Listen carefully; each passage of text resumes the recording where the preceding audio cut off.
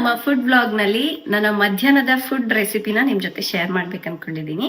ನಾನಿವತ್ತು 30 ಮಿನಿಟ್ಸ್ ನಲ್ಲಿ ರೆಡಿ ಮಾಡುವಂತಹ ಒಂದು ಹೈ ಪ್ರೋಟೀನ್ ಮೀಲ್ ಅನ್ನ ಶೇರ್ ಮಾಡ್ಬೇಕು ಅನ್ಕೊಂಡಿದ್ದೀನಿ. ಸೊ ಇದು ತುಂಬಾ ಜನರು ಡಯಟ್ ಮಾಡ್ಬೇಕು ಅಂತ ಇರ್ತಾರೆ, ಮತ್ತೆ ತುಂಬಾ ದಪ್ಪ ಇರ್ತಾರೆ, ವರ್ಕೌಟ್ಸ್ ಮಾಡಕ್ ಟೈಮ್ ಇರಲ್ಲ. ಹಾಗಂತ ಹೇಳ್ಬಿಟ್ಟು ಬರೀ ಇದೊಂದು ತಿಂದ್ರೇನೆ ತೆಳ್ಳಗಾಗ್ತಾರೆ ಅಂತ ಅಲ್ಲ. ಅಂದ್ರೆ ನಾವು ಅದು ಇದು ತಿನ್ನೋದಕ್ಕಿಂತ ಸ್ವಲ್ಪ ಹೆಲ್ದಿಯಾಗಿ ತಿನ್ಬಹುದು ಅನ್ನೋದು ನಾನು ಇವತ್ತು ಶೇರ್ ಮಾಡ್ಬೇಕಂತ ಅನ್ಕೊಂಡಿದ್ದೀನಿ. ನಾನು ಏನ್ ಫಾಲೋ ಮಾಡ್ತೀನಲ್ವಾ ಅದನ್ನ ನಿಮ್ ಜೊತೆ ಶೇರ್ ಮಾಡ್ತೀನಿ. ಅದನ್ನ ನೀವು ಬೇಕು ಅಂದ್ರೆ ಸ್ವಲ್ಪ ಚೇಂಜಸ್ ಕೂಡ ಮಾಡ್ಕೋಬಹುದು. ಸೊ ಫಸ್ಟ್ ಇವಾಗ ಹೋಗ್ಬಿಟ್ಟು ಸ್ವಲ್ಪ ಮೇಲೆ ಟೆರೆಸ್ ಅಲ್ಲಿ ಸೊಪ್ಪಾಗಿದೆ, ಸೊಪ್ಪು ಕಿತ್ಕೊಂಡ್ಬರೋಣ. ಆ ಸೊಪ್ಪಿಂದಾನೇ ಇವತ್ತು ನಾನು ರೆಸಿಪಿ ಮಾಡ್ತಿದ್ದೀನಿ. ಬನ್ನಿ ಹೋಗೋಣ. ನಮ್ಮ ಟೆರೆಸ್ನಲ್ಲಿ ವಿಧವಾದ ಸೊಪ್ಪುಗಳನ್ನು ನಾನು ಗ್ರೋ ಮಾಡ್ತಾ ಇರ್ತೀನಿ. ಇವತ್ತು ಇನ್ನು ಲಾಸ್ಟ್ ಇದು ಪಾಲಕ್ ಸೊಪ್ಪು ಹಾರ್ವೆಸ್ಟ್ ಮಾಡ್ತಾ ಇದ್ದೀನಿ. ಹಾಗೆ ಸ್ವಲ್ಪ ಸ್ಯಾಲೆಡ್ಗೆ ಯೂಸ್ ಮಾಡುವಂತಹ ಲೀವ್ಸ್ನ ಕೂಡ ಗ್ರೋ ಮಾಡಿದ್ದೀವಿ. ಫ್ರೆಂಡ್ಸ್, ಇದು ಸುಮಾರಾಗಿ 1 ಕಟ್ ಆಗೋಷ್ಟು ಸೊಪ್ಪು ಸಿಕ್ಕಿದೆ. ಕ್ಲೀನ್ ಮಾಡಿದ್ದೀನಿ, ಈಗ ವಾಶ್ ಮಾಡ್ತೀನಿ.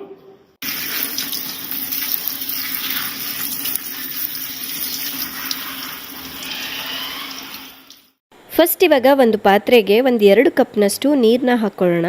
ನಾವು ಪಾಲಕ್ ಸೊಪ್ಪನ್ನ ತೊಳೆದಿಟ್ಕೊಂಡಿದ್ವಲ್ವ, ಆ ಪಾಲಕ್ ಸೊಪ್ಪನ್ನ ಈ ನೀರಿನಲ್ಲಿ ಹಾಕ್ಬಿಟ್ಟು ಬಾಯ್ಲ್ ಮಾಡ್ಕೊಳ್ಳೋಣ.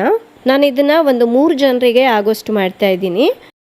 ಇದನ್ನ ಒಂದು 5 ಮಿನಿಟ್ಸ್ ಬಾಯ್ಲ್ ಮಾಡ್ಕೋಬೇಕು.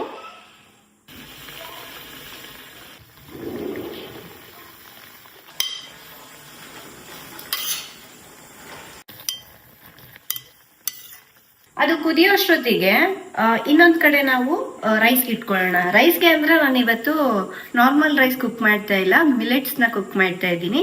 ಇದನ್ನ ಕೋಡೋ ಮಿಲೆಟ್ ಅಂತ ಹೇಳ್ತಾರೆ, ಮತ್ತೆ ಇದನ್ನ ಕನ್ನಡದಲ್ಲಿ ಹಾರ್ಕ ಅಂತ ಹೇಳಿ ಕರೀತಾರೆ. ಒಂದೊಂದು ಊರಲ್ಲಿ ಒಂದೊಂದು ಹೆಸರಿಂದ ಕರೀತಾರೆ ಇದನ್ನ. ನೀವೇನಂತ ಕರಿತೀರಾ ಈ ಮಿಲೆಟ್ಸ್ ಅನ್ನ ಅನ್ನೋದನ್ನ ಕಾಮೆಂಟ್ ಮಾಡಿ ತಿಳಿಸಿ.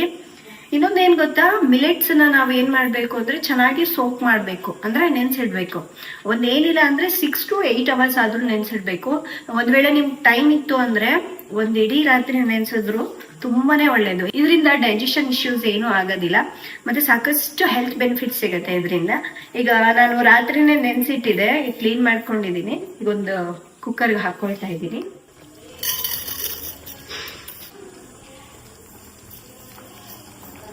ನಾನು 1 ಕಪ್ನಷ್ಟು ಮಿಲೆಟ್ ತಗೊಂಡಿದ್ದೀನಿ. ಇದಕ್ಕೆ 2 ಕಪ್ನಷ್ಟು ನೀರನ್ನ ಹಾಕೋಬೇಕು. ಆಮೇಲೆ ರುಚಿಗೆ ತಕ್ಕಷ್ಟು ಉಪ್ಪು ಹಾಕಿದ್ದೀನಿ. ಲಿಡ್ನ ಕ್ಲೋಸ್ ಮಾಡ್ಕೊಂಡ್ಬಿಡೋಣ. ಇದನ್ನ ಪಾತ್ರೆಯಲ್ಲಿ ಕೂಡ ಮಾಡ್ಬೋದು, ಇಲ್ಲ ಅಂತಲ್ಲ, ಬಟ್ ಬೇಗ ಆಗುತ್ತೆ ಅಂತ ಕುಕ್ಕರಲ್ಲಿ ಇಟ್ಟಿದ್ದೀನಿ. ಫ್ರೆಂಡ್ಸ್, ಮಿಲೆಟ್ಸ್ ಅಲ್ಲದೆ ನೀವು ನಾರ್ಮಲ್ ರೈಸಲ್ಲಿ ಮತ್ತು ಬ್ರೌನ್ ರೈಸ್ನಲ್ಲಿ ಕೂಡ ಮಾಡ್ಕೋಬಹುದು. ಫಸ್ಟ್ ಹೈ ಫ್ಲೇಮ್ ನಲ್ಲಿ 1 ವಿಷಲ್, ಅದಾದ್ಮೇಲೆ ಲೋ ಫ್ಲೇಮ್ ನಲ್ಲಿ 1 ವಿಷಲ್ ಕುಗ್ಸ್ಕೋಬೇಕು. ಫ್ರೆಂಡ್ಸ್, ನಮ್ಮನೇಲಿ ಈ ತರ ಬೇರೆ ಬೇರೆ ರೈಸ್ ಗಳನ್ನೆಲ್ಲ ಮಾಡ್ತಾ ಇರ್ತೀವಿ, ಒಂದೇ ತರದ್ ಮಾತ್ರ ಮಾಡಲ್ಲ. ತೋರಿಸ್ತೀನಿ ಬನ್ನಿ. ನೋಡಿ, ಇದಿಷ್ಟು ರೈಸ್, ಆಮೇಲೆ ಈ ಕಡೆ ಇರೋದೆಲ್ಲ ಮಿಲೆಟ್ಸ್. ಸೊ ಒಂದೊಂದ್ ದಿನ ಒಂದೊಂದ್ ತರದ್ ರೈಸ್. ಇದು ಬ್ರೌನ್ ರೈಸ್, ಇದು ಸ್ವಲ್ಪ ಜಾಸ್ತಿ ಕ್ವಾಂಟಿಟಿ ಇದೆ ಅಂತ ಇದ್ರಲ್ಲಿ ಹಾಕೊಂಡಿದ್ದೀನಿ. ಮತ್ತೆ ರಾಜಮುಡಿ ಬೇರೆ ತಂದು ಇಟ್ಕೊಂಡಿದ್ದೀನಿ, basmati rice, red rice. So ಈ ತರ ಬೇರೆ ಬೇರೆ ರೈಸ್ ಎಲ್ಲ ಇದೆ. ಫ್ರೆಂಡ್ಸ್, ಇದಾಗಿದೆ. ಸ್ಟೋನ್ ಆಫ್ ಮಾಡ್ಕೊಂಡ್ಬಿಡೋಣ. ಇದು ಕಂಪ್ಲೀಟ್ ಆಗಿ ತಣ್ಣಗಾಗ್ಬೇಕು. ಮತ್ತೆ ಇದ್ರ ನೀರಿದೆ ಅಲ್ವಾ, ಇದನ್ನ ನಾವು ಚಪಾತಿಗೆ, ಪೂರಿ ಮಾಡ್ಲಿಕ್ಕೆ ಎಲ್ಲದಕ್ಕೂ ಯೂಸ್ ಮಾಡ್ಬೋದು. ಬೇಕು ಅಂದ್ರೆ ಸೂಪ್ ಕೂಡ ಮಾಡ್ಬೋದು, ಇದರಿಂದ ಚೆನ್ನಾಗಿರುತ್ತೆ. ಇದ್ರ ಜೊತೆಗೆ ಕ್ರೀಮಿ ಮಶ್ರೂಮ್ ಗ್ರೇವಿ ಮಾಡ್ತಾ ಇದ್ದೀನಿ. ಫಸ್ಟು ಮಶ್ರೂಮ್ನೆಲ್ಲ ಕ್ಲೀನ್ ಮಾಡ್ಕೋಬೇಕು. ನೀರಿನಲ್ಲಿ ಮಣ್ಣೆಲ್ಲ ಹೋಗೋವರೆಗೂ ವಾಶ್ ಮಾಡಿಕೊಂಡು ಅನಂತರ ಒಂದು ಬಟ್ಟೆಯಿಂದ ಒರೆಸಿಟ್ಕೋಬೇಕು. ತುಂಬ ಜನರಿಗೆ ಮಶ್ರೂಮ್ ಇಷ್ಟ ಆಗೋದಿಲ್ಲ, ಆದರೆ ಇದರಲ್ಲಿ ಮಿನರಲ್ಸ್, ಆಂಟಿ ಆಕ್ಸಿಡೆಂಟ್ಸ್, ವಿಟಮಿನ್ಸ್ ಈ ರೀತಿ ಹೇಳ್ತಾ ಹೋದರೆ ಸಾಕಷ್ಟು ಹೆಲ್ತ್ ಬೆನಿಫಿಟ್ಸ್ ಇದೆ. ಮತ್ತೆ ವೆಯ್ಟ್ ಮ್ಯಾನೇಜ್ಮೆಂಟ್ ಮಾಡೋರ್ಗೂ ಕೂಡ ಇದು ತುಂಬಾನೇ ಒಳ್ಳೆಯದು. ಮಶ್ರೂಮ್ನ ಈ ರೀತಿ ಚಿಕ್ಕ ಚಿಕ್ಕ ಪೀಸಸ್ ಆಗಿ ಕಟ್ ಮಾಡಿ ಸೈಡಿಗೆ ಎತ್ತಿಟ್ಕೋಬೇಕು.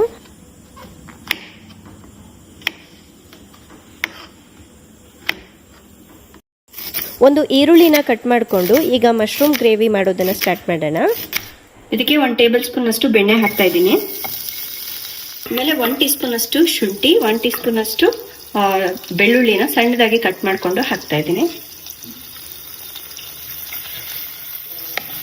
ಒಳ್ಳೆ ಅರೋಮ ಬರೋವರೆಗೂ ಇದನ್ನ ಹುರಿಬೇಕು. ಆಮೇಲೆ ಕಟ್ ಮಾಡಿರೋ ಈರುಳ್ಳಿ,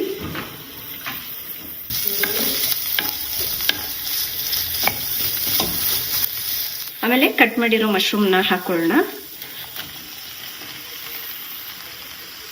ಇದು 1-2 ನಿಮಿಷ ಈ ರೀತಿ ಹುರ್ಕೋಬೇಕು. ಅಂದ್ರೆ ಇದರಿಂದ ನೀರು ಬಿಡುತ್ತೆ, ಹಾಗಾಗಿ ಆ ನೀರು ಹೋಗೋವರೆಗೂ ಹುರಿಯೋಣ.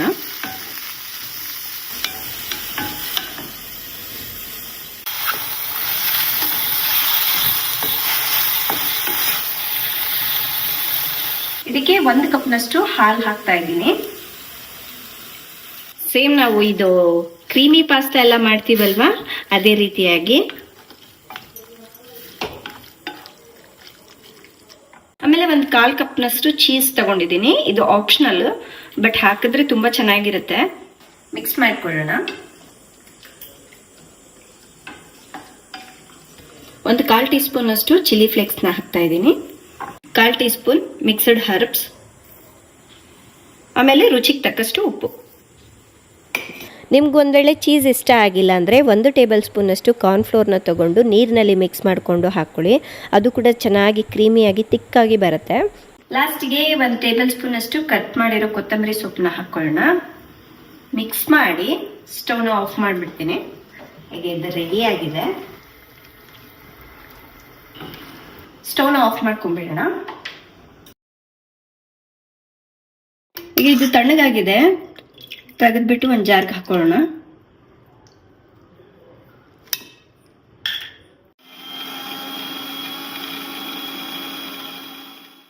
ಈಗ 1-2 ಟೀ ಸ್ಪೂನ್ ಅಷ್ಟು ಎಣ್ಣೆನ ಹಾಕೊಳ್ಳೋಣ. 1/4 ಟೀ ಸ್ಪೂನ್ ಅಷ್ಟು ಜೀರಿಗೆ, 1 ಕಾಳು ಏಲಕ್ಕಿ, ಮತ್ತೆ 1-2 ಪಲಾವ್ ಎಲೆ,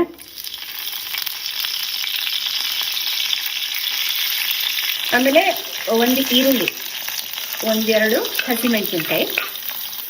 ಈರುಳ್ಳಿ ಟ್ರಾನ್ಸ್ಪರೆಂಟ್ ಆಗೋವರೆಗೂ ಇದನ್ನು ಸುಟ್ಕೋಬೇಕು. ಈಗ ಮಿಲೆಟ್ಸ್ ಕೂಡ ರೆಡಿಯಾಗಿದೆ. ಕುಕ್ಕರ್ ಲಿಡ್ನ ತೆಗೆದ್ಬಿಟ್ಟು ನೋಡಿ ಈ ರೀತಿಯಾಗಿ ಆಗಿರ್ಬೇಕು. ತೀರಾ ಉದ್ರುದ್ರಾಗೂ ಇರಬಾರ್ದು, ಹಾಗಂತ ಮುದ್ದೆನೂ ಇರಬಾರ್ದು, ತಿನ್ಲಿಕ್ಕಾಗಲ್ಲ. ಆಮೇಲೆ 1 ಟೇಬಲ್ ಸ್ಪೂನ್ ಅಷ್ಟು ಹಸಿ ಬಟಾಣಿ ಹಾಕ್ತಾ ಇದ್ದೀನಿ. ಇದು ಆಪ್ಷನಲ್.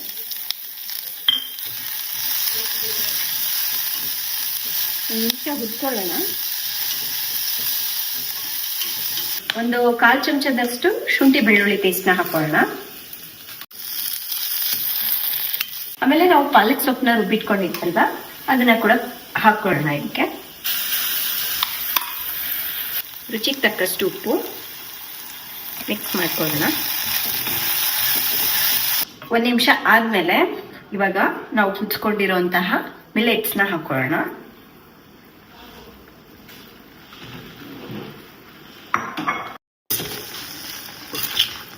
ಚೆನ್ನಾಗಿ ಹೊಂದ್ಕೊಳ್ಳೋ ರೀತಿ ಈ ತರ ಮಿಕ್ಸ್ ಮಾಡ್ಕೊಬೇಕು. ಫ್ರೆಂಡ್ಸ್, ಇದು ರೆಡಿ ಆಗಿದೆ. ಫ್ರೆಂಡ್ಸ್, ನೀವು ಒಂದ್ಸಲ ಇದನ್ನು ಮಾಡ್ಕೊಂಡು ತಿನ್ಲಿಕ್ಕೆ ಟ್ರೈ ಮಾಡಿ. ಇವೆರಡರ ಕಾಂಬಿನೇಷನ್ ಅಂತೂ ಸಖತ್ತಾಗಿರುತ್ತೆ. ಈಗ ಪ್ಲೇಟ್ಗೆ ಸರ್ವ್ ಮಾಡೋಣ. ಮೇಲೆ ಇದು ಮಿಲೆಟ್ ಪಾಲಕ್ ರೈಸ್, ಆಮೇಲೆ ಸ್ವಲ್ಪ ಕ್ಯಾರೆಟ್. ಇನ್ನು ಟೆರೆಸಿಂದ ಸ್ಯಾಲೆಡ್ಗೆ ಅಂತ ಹೇಳಿ ಬಾಸಿಲ್ ಲೀವ್ಸ್ ತೊಗೊಂಡು ಬಂದಲ್ಲ, ಅದನ್ನು ಸರ್ವ್ ಮಾಡ್ತಾ ಇದ್ದೀನಿ. ಹಾಗೆ ಕ್ರೀಮಿ ಮಶ್ರೂಮ್ ಗ್ರೇವಿ. ಫ್ರೆಂಡ್ಸ್, ನಾವು ನಮ್ಮ ಫ್ಯಾಮ್ಲಿಗೆ ರುಚಿಯಾಗಿ ಅಡುಗೆ ಮಾಡೋದು ಒಂದೇ ಅಲ್ಲ, ಅದನ್ನು ಕಲರ್ಫುಲ್ ಆಗಿ ಹೇಗೆ ಪ್ರೆಸೆಂಟ್ ಮಾಡ್ತೀವಿ ಅನ್ನೋದು ಕೂಡ ತುಂಬ ಇಂಪಾರ್ಟೆಂಟ್ ಆಗುತ್ತಲ್ವಾ.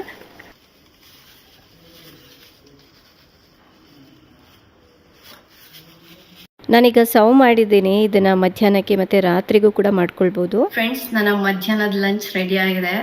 ಎಷ್ಟು ಕಲರ್ಫುಲ್ ಆಗಿದೆ ಅಲ್ವಾ. ನನಗೆ ಗೊತ್ತಿಲ್ಲದೇನೆ ಇಲ್ಲಿ ನೋಡಿ, ಕೇಸರಿ, ಬಿಳಿ, ಹಸಿರು ರೆಡಿ ಮಾಡಿಬಿಟ್ಟಿದ್ದೀನಿ.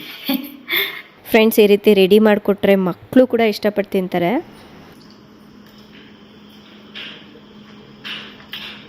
ಕ್ರೀಮಿಯಾಗಿ ಆಹಾ ಸುಕ್ಕದಾಗಿದೆ. ಇನ್ನೊಂದು ಏನಂದ್ರೆ, ಕ್ಯಾರೆಟ್ ಹೀಗೆ ಹೇಗೆ ಕಟ್ ಮಾಡ್ತೀರಾ ತೋರಿಸಿ ಅಂತ ಕೇಳ್ತಾ ಇದ್ರು. ನೆಕ್ಸ್ಟ್ ವಿಡಿಯೋದಲ್ಲಿ ತೋರಿಸ್ತೀನಿ ಹೇಗೆ ಮಾಡೋದಿದಂತ. ಅದನ್ನ ಹಾಗೆ ಕೂಡ ತಿನ್ಬೋದು. ಸಕ್ಕತ್ತಾಗಿದೆ. ನೋಡಿದ್ರಲ್ಲ, ಇವತ್ತಿನ ನನ್ನ ಮಧ್ಯಾಹ್ನದ ಫುಡ್ ಬ್ಲಾಗ್ ಇದು. ತಮ್ಮೆಲ್ಲರಿಗೂ ಈ ಹೈ ಪ್ರೋಟೀನ್ ಮೀಲ್ ಇಷ್ಟ ಆಗಿದೆ ಅನ್ಕೊಳ್ತಾ ಇದ್ದೀನಿ. ಇಷ್ಟ ಆದರೆ ಪ್ಲೀಸ್ ಒಂದು ಲೈಕ್ನ ಮಾಡಿ. ನಿಮ್ಮ ಫ್ರೆಂಡ್ಸ್ಗೆ, ಫ್ಯಾಮಿಲಿ ಮೆಂಬರ್ಸ್ಗೂ ಈ ರೆಸಿಪಿನ ತಪ್ಪದೆ ಶೇರ್ ಮಾಡಿ. ನಾಳೆ ಇನ್ನೊಂದು ಹೊಸ ವಿಡಿಯೋದೊಂದಿಗೆ ಮತ್ತೆ ಸಿಗ್ತೀನಿ. ಅಲ್ಲಿವರೆಗೂ ಟೇಕ್ ಕೇರ್, ಬಾಯ್.